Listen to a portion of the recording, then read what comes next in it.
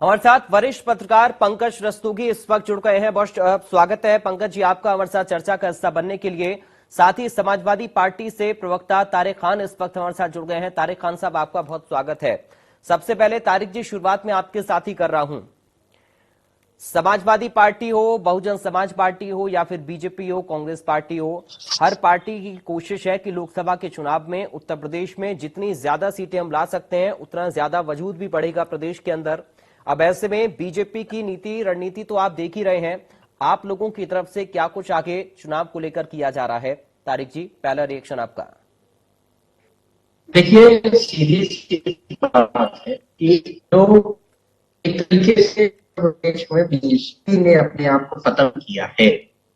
खत्म करने का मतलब ये है कि बीएसपी ने जो बीएसपी का वोट शेयर है और नंबर ऑफ सीट है जिस तरीके से घटी है, अगर उस चीज का आप एनालिसिस करिए तो वो चीज या मुझको तो मैं ये कहने से डरता भी नहीं हूँ कि ये बीएसपी की तरफ से या मायावती जी की तरफ से जानबूझ के किया गया है। जिसका डायरेक्ट बेनिफिट जिसका चला जाता है भारतीय जनता पार्टी के पास। मैं उदाहरण देता हूँ।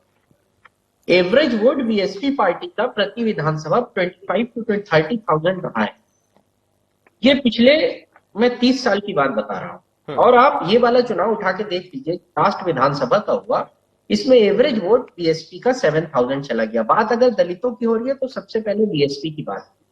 और यही वजह है कि समाजवादी पार्टी अपने वोट शेयर में 10% उछाल करने के बाद भी सत्ता में नहीं है। मैं इस बात पे प्रश्न नहीं उठा रहा हूं कि बीएसपी की वजह से समाजवादी पार्टी जी, लेकिन अगर परिस्थितियों का आप एनालिसिस करिएगा, परिस्थितियों का आप एनालिसिस करिएगा अभी की, तो आपको ये एकदम प्रत्यक्ष दिखेगा कि बहुजन समाज पार्टी के सक्रिय राजनीति में आप हिंदुस्तान की एक पार्टी उठा के मुझको बताइए कि जो 15 साल पहले सत्ता में रही हो और उसके बाद उसका इस तरीके से पतन हुआ हो, जिसके पास एक विधायक हो और जिसका वोट शेयर इतनी तेजी से गिरा हो। कोई पार्टी नहीं। इतना मतलब इस तरीके से डाउनफॉल, और उसका बेनिफिट जब दलितों की बात होती है उसका बेनिफिट सीधे बीजेपी को गया है। और मैं तो ये बात कहता हूँ इस बेनिफिट को दिया जाता है। नहीं तारिक जी आप जो कह रहे हैं और वो बड़ी बात है। आप जो कह रहे हैं तारिक जी बड़ी बात है, लेकिन इसके पीछे की कोई बड़ी वजह भी जो आप खुलकर नहीं बोल पा रहे हैं। देखिए, राजनीति की वजह सामने तो होती है, बहुत सी वजह पीछे से होती है। अब जब भी आप मायावती जी के स्टेटमेंट देख लीजिए या राजभर जी के स्टेटमेंट देख लीजिए, मैं इन लोगों को क्यों कहता हूं कि ये लोग विपक्ष में होकर भी पक्ष के साथ बैठे रहते हैं। तो इनकी जो लैंग्वेज होती है, इनकी जो भाषा होती है, वो ज्यादा प्रो सत्ता दिखाई देती है, प्रो बीजेपी दिखाई देती है। सवाल आज की डेट में सारे सवाल भारतीय जनता पार्टी से पूछे। हम डेमोक्रेसी को मजबूत करने के लिए 2017 के पहले के आज सवाल पूछकर सिर्फ अपना वक्त बर्बाद करें। अगर हमें वक्त का कंस्ट्रक्टिव यूज करना है तो हमें आज के सवाल पूछने पड़ेंगे। आज की दलितों की स्थिति को समझना पड़ेगा। आज समझना पड़ेगा कि हाथरस में क्या हुआ था दलित के साथ। आज समझना पड़ेगा कि दलित क्या स्थिति है। आज समझना पड़ेगा क्यों समाजवादी पार्टी जातिगत जनगणना या इस तरीके की बातें कर रही है। उस पर चर्चा करनी। जब उस पर चर्चा करने की बात आती है तो ये पार्टियां किनारा कसकर 2017 के पहले की दुनिया में चली जाती है, रिवाइंड गेट चला जाता है और इनकी सारी बातें 2017 के पहले की बात। ठीक है। तो विपक्ष से बस 5 सेकंड में कंप्लीट करूंगा। विपक्ष से सवाल नहीं पूछा जाता है, सवाल पक्ष से पूछा जाता है। यहाँ लोकतंत्र में पहली बार उल्टी धारा बह रही है और विपक्ष से ही उल्टा सवाल पूछा जाता है। अब मजबूर होते हैं जवाब देने। सवाल तो पक्ष से होना चाहिए। चलिए, रमाकांत मिश्रा जी हमारे साथ भारतीय जनता पार्टी से प्रवक्ता चुके हैं। रमाकांत मिश्रा जी आपका स्वागत है सर इंडिया न्यूज में। जी जी बहुत बहुत धन्यवाद जी।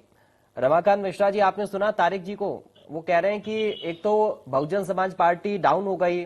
जो पार्टी 15 साल पहले सत्ता में थी आज उसका अचानक से शांत हो जाना, एक इसके पीछे बड़ी वजह उनको लगती है।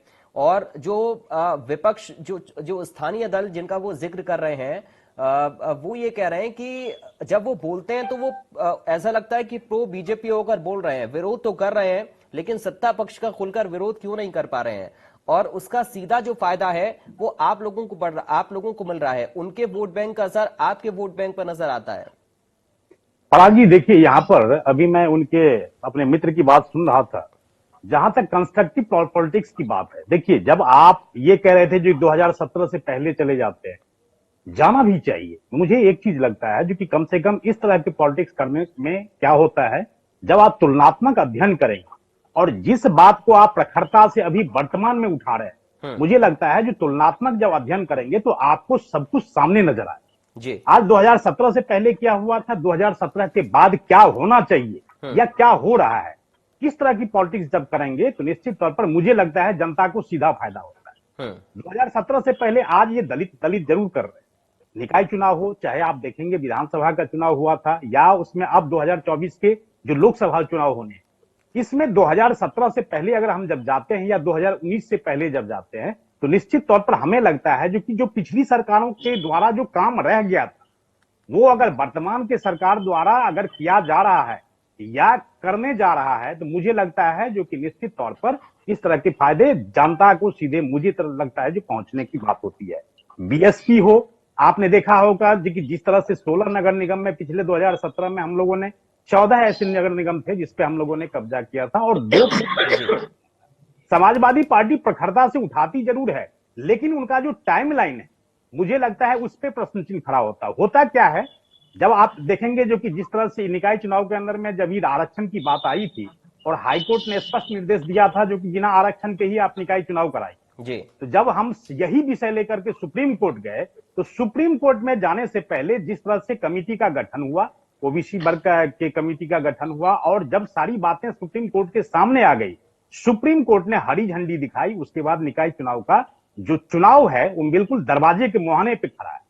अब आप किसी तरह के प्रश्न अगर खड़े करते हैं तो मुझे लगता है कहीं ना कहीं मंशा के ऊपर में सवाल होता है। आपने फिर क्या किया, इसका मतलब क्यों ना प्रश्न पूछा जाए आपसे। 2017 से पहले आपने दलितों के लिए, ओबीसी वर्ग के लिए आपने क्या किया, मुझे 5 काम गिना दीजिए आप।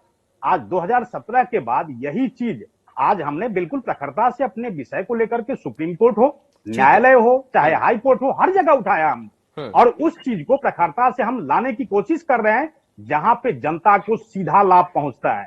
और निश्चित तौर पर आपने देखा होगा जो 2019 में का जो लोकसभा चुनाव था या 2017-22 का जो विधानसभा चुनाव था, उसमें जनता द्वारा सीधा फायदा हमें मिला, उसका आशीर्वाद सीधा हमें मिला और निश्चित तौर पर आशा आगे भी हम यही करें। जी। पंकज रस्तोगी जी इस वक्त हमारे साथ जुड़े हुए हैं, वरिष्ठ पत्रकार हैं, उनका ओपिनियन मैं जानता हूं। आप दोनों को सुना पंकज जी ने। पंकज जी, आप कैसे सब देख रहे हैं आने वाले वक्त में? देखिए निकाय चुनाव भी आ रहा है और 2024 भी है। दलित वोटर्स पर भारतीय जनता पार्टी की नजर तो है और बाकी दलों की राजनीति भी आप देखते आ रहे हैं। कैसे आप आगे बनने वाले सिनेरियो को देख पा रहे हैं? समझ लीजिए पराग जी कि जैसे 2019 का लोकसभा चुनाव हुआ था उसमें समाजवादी पार्टी ने बहुजन समाजवादी पार्टी के साथ कोalition करके चुनाव लड़ा था, जिसका सीधा फायदा बहुजन समाजवादी पार्टी को मिला था। उसके 10 लगभग सांसद जीते भी थे और समाजवादी पार्टी के उसमें सांसद नहीं जीत पाए। और सीधी सी बात ये समझ लीजिए कि आज जैसे 2022 के चुनाव हुए विधानसभा के और जिस तरह से प्रधानमंत्री मोदी की नीतियों का क्रियान्वयन उत्तर प्रदेश के मुख्यमंत्री योगी आदित्यनाथ ने किया, उसका नतीजा ये रहा कि उत्तर प्रदेश में 37 साल बाद योगी आदित्यनाथ के नेतृत्व में दोबारा विधानसभा में सरकार, उत्तर प्रदेश में सरकार बनी। और जिस तरह से योगी आदित्यनाथ सभी वर्गों को लेकर चल रहे हैं और जिस तरह से 2022 के विधानसभा चुनाव में बहुजन समाज ने बढ़ चढ़ के भारतीय जनता पार्टी के परिप्रेक्ष्य में भारतीय जनता पार्टी को वोट देने का काम किया, उसी का नतीजा है कि भारतीय जनता पार्टी की सरकार दोबारा बनी और इसका सीधा लाभ उसको आगे आने वाले निकाय चुनाव में भी मिलेगा और 2024 के लोकसभा चुनाव में भी मिलना सुनिश्चित है। क्योंकि हालांकि अभी मायावती ने एक नया समीकरण दिया है कि दलित और मुस्लिम का समीकरण बनाते हुए निकाय चुनाव में वो उतरेंगे और प्रत्याशियों का चयन करेंगी, लेकिन हमको ऐसा प्रतीत नहीं होता है कि ऐसा सफल हो पाएगा उनका यह प्रयोग, क्योंकि दलितों की ज्यादातर योजनाएं और दलितों को आवास और दलितों को तमाम तरीके की जितनी भी योजनाएं उसका सीधा लाभ भारतीय जनता पार्टी ने दिया है और भारतीय जनता पार्टी ने बिना पार्शियलिटी करते हुए मुसलमानों को भी हर तरह का लाभ दिया। किसी भले वो मुसलमान वोट देते हैं, मुस्लिम वर्ग चाहे नहीं देते हैं जी। लेकिन सरकार की सारी योजनाओं में उनको फायदा दिया।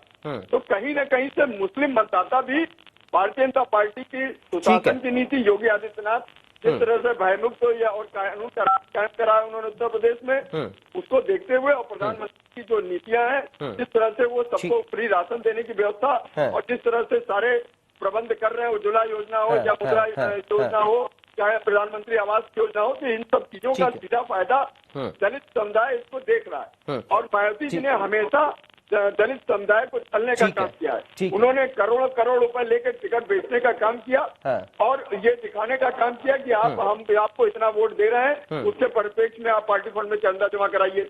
ये दलित समुदाय अब समझ चुका है, वो अच्छी तरह से समझ चुका है। और प्रधानमंत्री मोदी ने जिस तरह से दलितों का सम्मान दिया और उनको जिस तरह से उनके पैर पखारे और जिस तरह से उनको सम्मान आज भी दे रहे हैं, उसको दलित समुदाय देख रहा है। तो उससे पराग की इनकार नहीं किया जा सकता है। ठीक है सर। निकाय चुनाव में भी आप देखिएगा, क्योंकि भारतीय जनता पार्टी के पास कार्यकर्ताओं का एक बहुत बड़ा हुजूम है, कार्यकर्ताओं का एक बहुत बड़ा समूह है। वो एक संगठनात्मक ढांचा भारतीय जनता पार्टी का मजबूत है। उतना बड़ा ढांचा न बहुजन समाज पार्टी का है, न समाजवादी पार्टी का, न कांग्रेस का है। ठीक है, तो उसका सीधा फायदा भारतीय जनता पार्टी को मिलेगा। ठीक है, चलिए समय थोड़ा सा सर मेरे पास कम बचा है, इसलिए मैं एक एक फाइनल रिएक्शन भी ले लूं तारिक खान साहब का भी और मिश्रा जी का भी। तारिक जी, बहुत संक्षेप में, अपने कोर वोटर को बचाने की एक बड़ी चुनौती आप लोगों के सामने है, बहुत संक्षेप में शार्प कमेंट चाहूंगा। नहीं, देखिए ऐसा है कि वोटर हमारे साथ है और इस बार जो लोकसभा चुनाव है उसमें हम अच्छी सीटें जीतने की कोशिश करेंगे। एक और पॉइंट बता दूं, अभी इन्होंने एक कानून लेकर आए कि जो परमिशन दलितों की जमीन बेचने के लिए लेनी पड़ती थी वो अब लेनी नहीं पड़ेगी। अभी बीजेपी प्रवक्ता कह रहे थे कि हमने क्या दिया और क्या नहीं दिया। अगर हमने कुछ दिया नहीं तो कुछ लिया भी नहीं उनसे। आपने ये कानून उनसे वापस लिया तो इसको स्पष्ट करे कि इसके पीछे की वजह क्या है। पहले डीएम से परमिशन लेनी पड़ती थी। अगर एक निर्धारित सीमा से ज्यादा जमीन दलितों की बेची जा रही है, उस कानून को कौन से प्रॉपर्टी डीलर्स, कौन से लोगों को बेनिफिट, कौन से आपके कॉर्पोरेट फ्रेंड्स को बेनिफिट दिलाने के लिए उस कानून को बनाया गया है कि उसकी परमिशन की जरूरत नहीं है। इसको ठीक है, रमाकांत मिश्रा जी, सर संक्षेप में उत्तर चाहूंगा आपका, फाइनल कमेंट। अब बिल्कुल पराग जी, देखिए निश्चित तौर पर अभी हम ओबीसी हो चाहे दलित हो या किसी भी की बात करें, हमें लगता है जनता को सीधा फायदा पहुंचना चाहिए। जनता सरकार को जिस तरह से आशीर्वाद देती है उसी तरह से सरकार के प्रति जो अपेक्षा है जनता की, वो उसके ऊपर में खड़े उतरे। ये चाहे समाजवादी पार्टी हो, चाहे भाजपा हो या अन्य दल कोई भी हो, निश्चित तौर पर खड़ा उतरना चाहिए और जनता को सीधा योजनाओं का लाभ मिले, ये हमेशा प्रयास करना चाहिए हर एक पार्टी को। चलिए, बहुत शुक्रिया आज तीनों खास मेहमानों का आपका चर्चा का हिस्सा बनने के लिए। नजर दलित वोटर्स पर है और ऐसे में किस तरह से योजनाओं की बात कहकर भारतीय जनता पार्टी इन वोटर्स को अपने पाले में लेकर आती है। 2024 के लिहाज से बेहद खास इसको माना जा रहा है। लोकसभा सीटों पर 80 लोकसभा सीटें चूंकि उत्तर प्रदेश के अंदर हैं और इस पर जीतने के लिए सभी पार्टी, सभी दल अपनी अपनी तरफ से पूरी कोशिश कर रहे हैं और कैसे दलित को, ओबीसी को अपने पाले में लाया जाए, कैसे उनको योजनाओं के लाभ के जरिया अपने पाले में लाया जाए, इसकी कोशिश बीजेपी की है। समाजवादी पार्टी और बसपा और कांग्रेस भी इस बात को बताने की कोशिश कर रहे हैं कि उन्होंने अपने अपने समय में उनके लिए क्या कुछ किया, लेकिन जनता से जो वादे ग्राउंड पर किए जा रहे हैं उनका इंपैक्ट या फिर उनका रिफ्लेक्शन किस तरह से वोट बैंक में तब्दील होता है और किस पार्टी के लिए होता है, ये देखना बेहद अहम होगा। फिलहाल अभी के लिए हमें दीजिए इजाजत। बाकी खबरों के लिए आप बने रहिए इंडिया न्यूज के साथ। नमस्कार।